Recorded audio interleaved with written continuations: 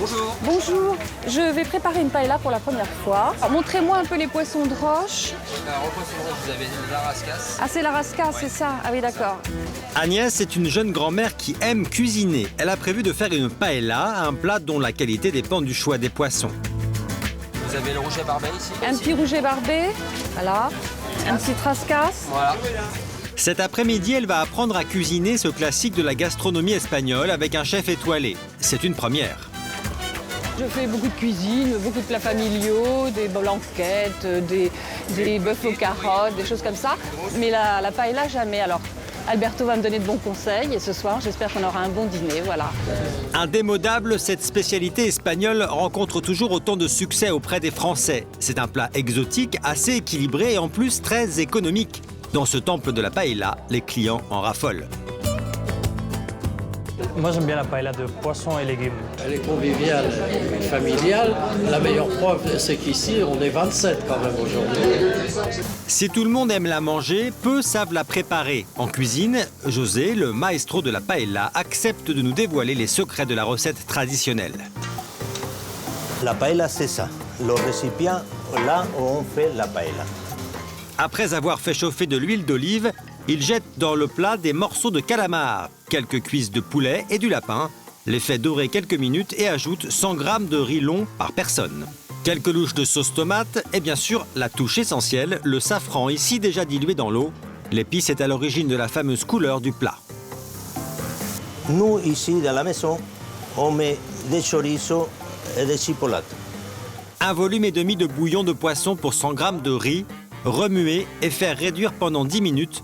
José rajoute des gambas et des langoustines et laisse cuire 15 minutes de plus. Juste avant de servir, le chef rajoute quelques haricots verts et petits pois. Sel, poivre et la touche finale. Les moules, je les mets en dernier parce que ça, c'est en 2 ou 3 minutes, ils vont s'ouvrir. Au total, il aura fallu à José moins de 30 minutes et 13 ingrédients pour préparer sa paella. Chez vous, cette recette très copieuse ne vous coûtera pas plus de 8 € par personne.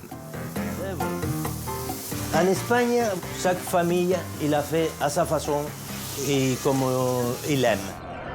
Nous retrouvons maintenant Agnès. Elle se rend dans les cuisines d'Alberto Jerez, un grand chef de cuisine étoilé. Revisiter la paella, c'est ce qui a fait son succès. Une paella tout poisson, sans viande et donc forcément moins chère. Tout l'arôme, ça c'est le safran, sinon on va rater. Agnès est attentive, elle va devoir refaire cette recette pour le dîner. Ça c'est la beauté. C'est merveilleux, c'est magnifique. Ah oui, je ne m'attendais pas à ça. Après ce cours magistral, Agnès ne perd pas une minute dans sa cuisine car ce soir, elle compte bien épater sa famille. Quelle horreur, je suis en train de couper un poisson.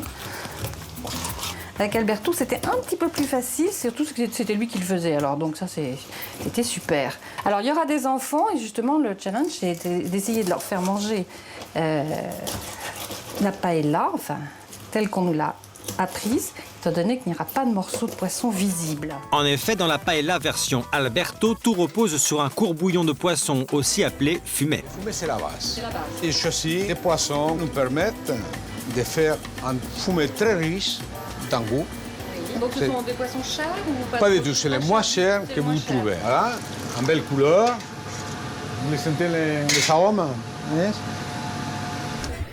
Bon, je crois que là, je suis pas loin d'avoir fait ce qu'a fait Alberto. Bon. Alors, tu penses ça? Oui, c'est pas mal. Ah ouais. Voilà. C'est pas la première fois que je vois ma mère faire la cuisine, mais de la paella, ouais. Qu'est-ce que c'est bon. Voilà. C'est maintenant l'heure de la dégustation. Sa paella va-t-elle séduire? Voilà. Voilà notre fameuse paella de Alberto. Attention, il est conseillé de manger la paella le jour où vous la cuisinez. Réchauffée, elle risque d'être un peu sèche. C'est très bon?